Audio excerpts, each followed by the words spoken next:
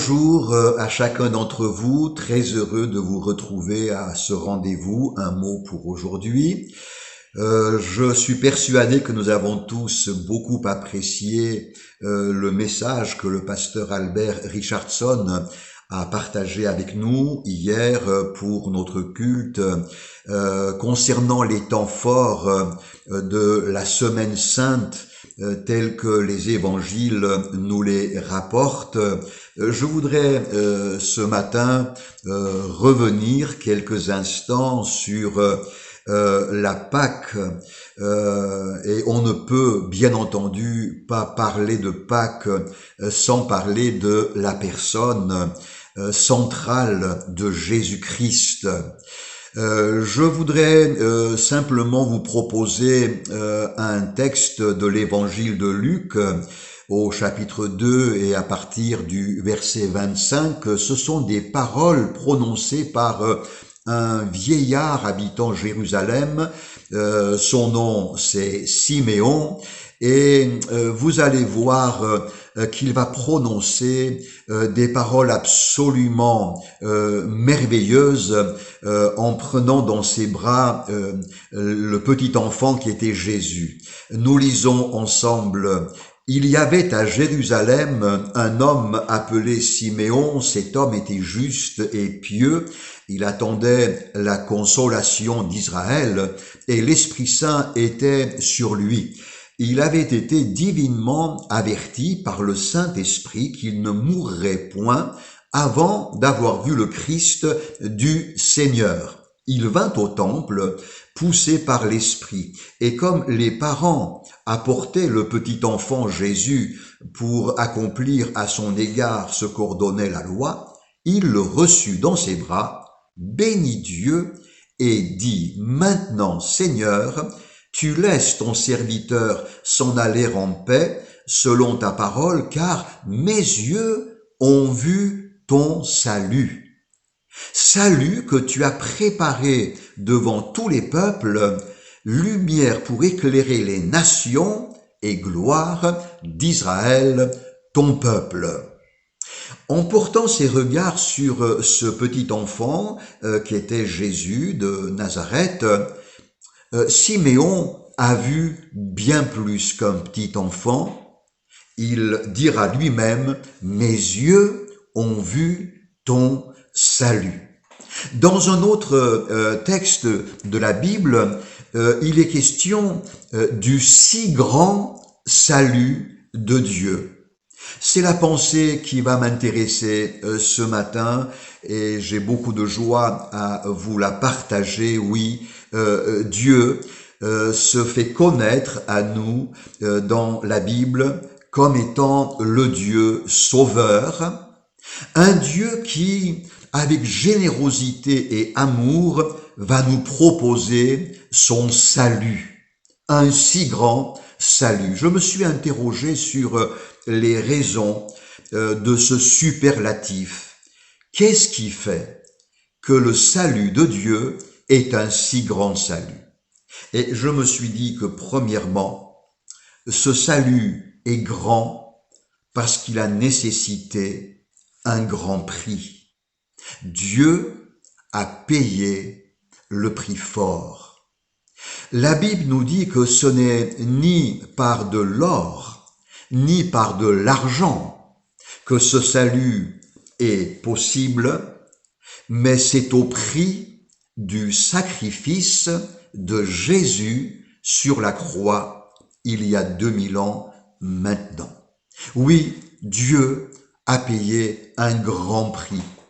Toutes les fortunes de la terre cumulées ne seraient pas en mesure de nous acquérir ce merveilleux salut. Du reste, Jésus va dire mais que donnerait l'homme en échange de son salut? De l'argent, de l'or, des œuvres méritantes, des prouesses, des exploits? Rien de ces choses ne suffirait pour nous sauver. Alors c'est Dieu qui, pour nous, a payé lui-même le prix en offrant Christ sur la croix. Il est grand ce salut, il est tellement grand en raison aussi de l'enjeu, L'enjeu est des plus importants puisque l'enjeu du salut que Dieu nous propose, c'est tout simplement notre bonheur. Dans toute la force, dans toute l'intensité de ce mot, Dieu nous veut parfaitement heureux. Je ne parle pas de ces quelques joies parcellaires, je ne parle pas de ces quelques formes de bonheur éphémères, fragiles. C'est vrai que sans Dieu, notre bonheur est tellement fragile. Il faut si peu de choses pour nous précipiter dans l'anxiété, l'angoisse, la dépression, le découragement, toutes sortes de frustrations et de mal-être intérieur. Et Dieu, en nous proposant son si grand salut, rend possible le bonheur. Un bonheur présent, un bonheur parfait, un bonheur pour notre avenir et même pour notre éternité, un bonheur sans fin. Oui, c'est là l'enjeu qui est concerné par le salut que Dieu nous offre. Je m'empresse de répéter, avant d'aller plus loin, Dieu veut ton bonheur, un bonheur inconditionnel qui ne se laissera perturber en rien par les aléas et les combats de l'existence. Il est grand le salut de Dieu parce que c'est un salut pour tous. Nous faisons des différences, mais Dieu n'en fait aucune. Il y a des différences de génération, d'âge, des différences de niveaux sociaux, des différences de race, de culture, de religion. La terre est divisée, l'humanité est divisée par de multiples différences, par des catégories que l'homme a fabriquées. Mais Dieu ne fait pas de différence. Le salut qu'il nous offre est tellement grand que nous sommes tous concernés par l'offre que Dieu nous fait. C'est un salut pour les enfants comme pour les vieillards. Son salut, c'est pour les jeunes, les adultes, les hommes et les femmes d'âge mûr. Son salut, certains s'en moquent, parce qu'ils prétendent que c'est pour les faibles.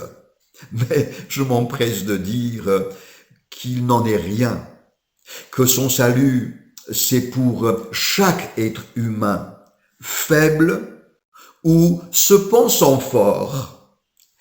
Le pays de mes origines, l'Arménie, a une histoire absolument sublime dans ce domaine. En l'an 301 de notre ère, un miracle prodigieux s'est produit. Le roi d'Arménie, qui était profondément malade, a expérimenté la grâce de Dieu. En effet, sur l'invitation de sa sœur, le roi a accepté que l'on fasse venir un serviteur de Dieu qu'il avait jeté dans un cachot du nom de Grégoire. Et il a accepté que Grégoire prie Dieu pour sa guérison. Ce que Grégoire fera, le roi d'Arménie est immédiatement et miraculeusement guéri. Face à ce miracle, son cœur païen découvre le Dieu créateur, découvre aussi la personne de Jésus-Christ. Le roi d'Arménie se convertit de tout son cœur. Toute la cour royale va être visitée par la grâce de Dieu. les nobles, les grandes fortunes du pays se tournent vers le Christ et en partant des sphères hautes de la société arménienne jusqu'aux échelons les plus bas du peuple, le pays d'Arménie va se tourner vers le Sauveur Jésus-Christ. Donc, vous savez, l'évangile, c'est pour toutes les catégories sociales, celles qu'on considère comme très modestes, comme celles que l'on considère parmi les plus élevées. Nous avons tous besoin de la grâce de Dieu et son salut, et pour toutes les catégories sociales, que le Seigneur soit béni. Je terminerai en disant que ce salut est si grand par le fait qu'il répond à tous les besoins de l'être humain. Aucun domaine n'est exclu. Dans son grand salut, Dieu bénit notre corps lorsqu'il est malade ou fatigué. Dans son grand salut, Dieu pourvoit à nos besoins matériels et financiers. Dans son grand salut, Dieu bénit notre âme, la partie psychologique, psychique de notre être. Il enlève la culpabilité, guérit nos blessures cachées, il nous redonne la dignité perdue, il nous libère de la culpabilité. Il nous offre par son grand salut également la paix profonde, une espérance éternelle. Il est grand, le salut de Dieu. Il est grand, enfin, par le fait que ce merveilleux programme de salut repose sur l'amour parfait que Dieu éprouve pour chacun d'entre nous. La source de son salut, c'est l'amour inconditionnel, universel, qu'il a pour chacune de ses créatures. Mon ami, ne t'exclus pas du si grand salut de Dieu, mais entre à ton tour dans la jouissance de son salut. Oui, Pâques nous révèle le grand salut de Dieu. Que le Seigneur te bénisse. À bientôt.